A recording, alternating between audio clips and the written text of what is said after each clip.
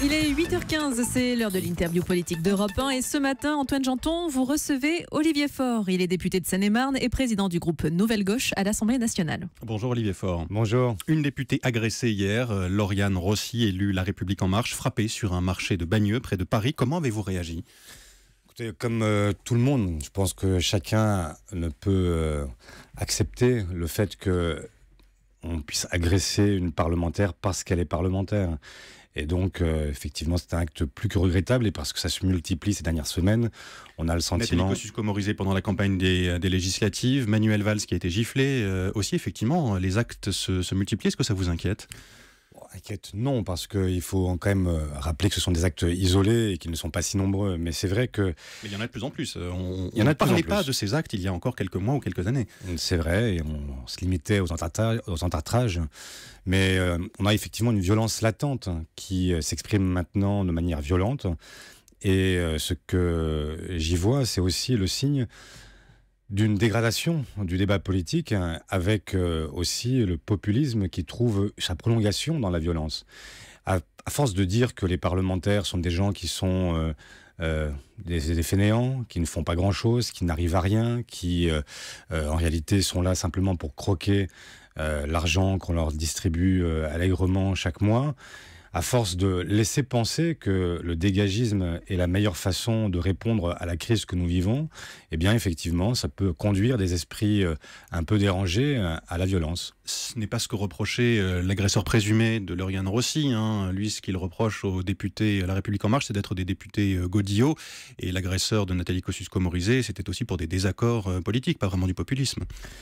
Le populisme, je ne parle pas de parti populiste, je dis simplement que le climat est un climat populiste, un climat dans lequel les élus sont désormais présentés comme finalement les cibles naturelles du désarroi collectif. Et donc ça conduit certains à effectivement considérer que parce que tel ou tel appartient à telle ou telle formation politique, il peut devenir une cible. Et parce qu'il n'y a plus de respect pour la fonction politique, parlementaire, eh bien il y a aussi ce laisser-aller, même si, je veux quand même le dire, ça reste des actes qui sont des actes minoritaires et pour la plupart de nos concitoyens, effectivement, personne ne peut passer à l'acte et se mettre à gifler, taper, frapper ces parlementaires, et c'est heureux. Autre sujet d'actualité, la SNCF, trafic encore très perturbé ce matin, gare Montparnasse à Paris et dans d'autres gares de l'ouest du pays. Nouveau problème technique hier, des dizaines de milliers de voyageurs touchés, un week-end de grand départ en vacances de retour également, et c'est loin d'être la première fois. Est-ce que la SNCF est pleinement, entièrement responsable de cette situation ? La SNCF, entreprise d'État, je le rappelle. Alors, d'abord, moi je veux dire qu'aujourd'hui, on s'intéresse beaucoup à cette question parce que c'est un moment de départ en vacances. Mais moi, je voudrais d'abord rappeler que le problème, il est quotidien sur toutes les lignes de l'Île-de-France, par exemple, où les transports du quotidien sont affectés par les retards, par les annulations, par tout ce qui peut provoquer l'exaspération des usagers chaque jour. Et c'est lié d'abord à une situation qui est une situation financière très difficile pour la SNCF. Et donc, il y a Est-ce là... qu'elle est bien gérée, cette entreprise ? Je pense qu'elle est bien gérée. Simplement, c'est une entreprise qui fait face... D'abord, il faut rappeler quand même que ce réseau est l'un des plus importants d'Europe et du monde, et qu'il est un réseau performant. Mais c'est aussi un réseau qui a vieilli, qui a beaucoup vieilli et qui n'a pas été entretenu suffisamment, faute de moyens. Est-ce que l'État joue son rôle dans ce dossier ? On a entendu Emmanuel Macron annoncer des assises autour des transports et l'envie d'investir dans le réseau de la SNCF et de s'intéresser au transport de proximité des Français. Est-ce que l'État, encore une fois, joue son rôle ? Depuis 5 ans, la décision a été prise de mettre la priorité sur les transports du quotidien. Et c'est vrai que beaucoup a déjà été fait dans la précédente législature. Simplement, dans le domaine ferroviaire, toutes les décisions qui sont prises sont des décisions qui sont prises toujours sur le moyen terme. Et donc, les effets d'une décision ne sont sensibles qu'au bout de quelques années. Et c'est vrai que y compris les inaugurations de nouvelles lignes TGV qui ont été inaugurées par Emmanuel Macron ces jours derniers, sont en réalité des décisions qui ont été prises sous Nicolas Sarkozy. Et c'est vrai que pendant les 20 années qui ont précédé, eh bien, il y a eu un effort conséquent, trop important qui a été fait sur les lignes à grande vitesse au détriment des lignes du quotidien.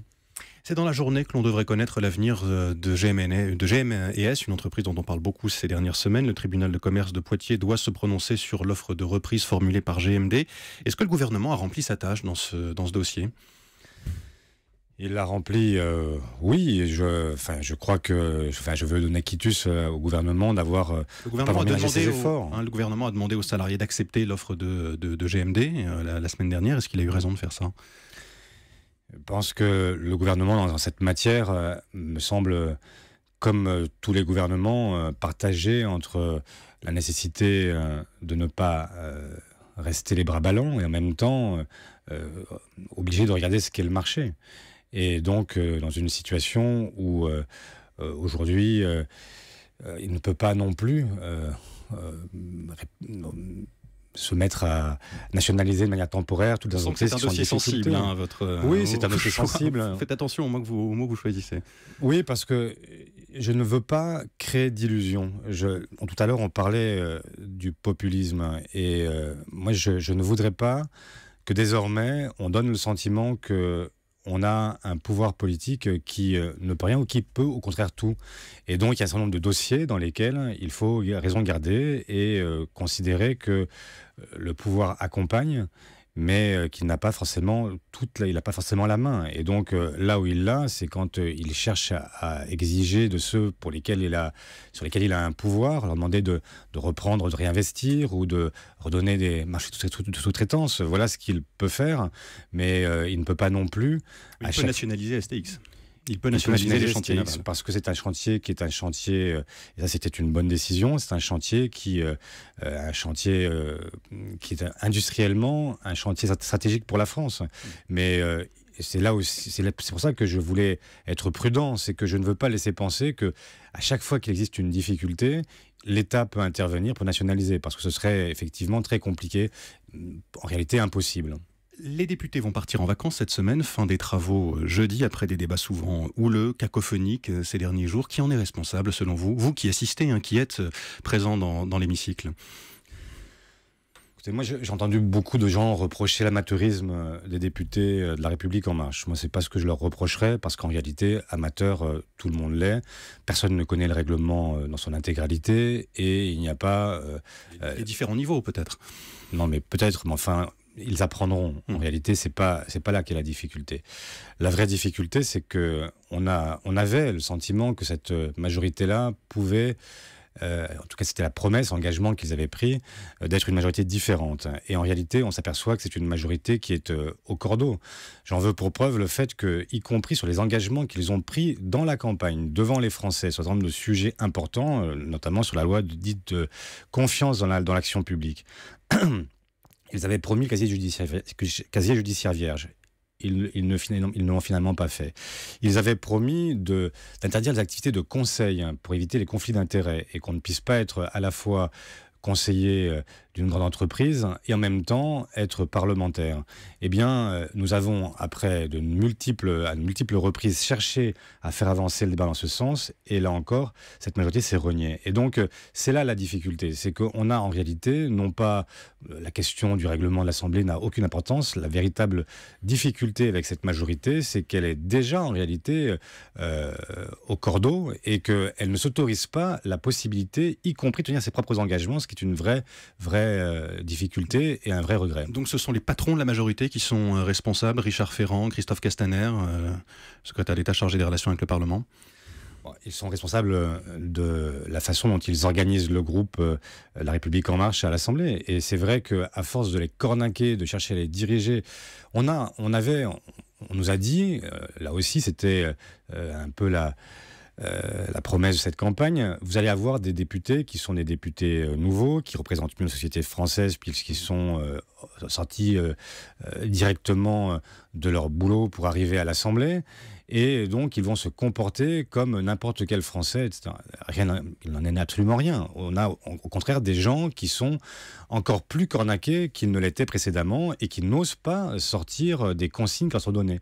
Et je le regrette parce qu'effectivement, dans les couloirs, on les entend dire des choses très différentes et puis arrivés dans l'hémicycle, eh bien, ils sont comme un seul homme, à vouloir à respecter les consignes qui leur sont données. Et donc, c'est ce qui a, à certains moments, donné le sentiment qu'il y avait un hiatus entre ce qu'ils avaient promis et ce qu'ils tiennent.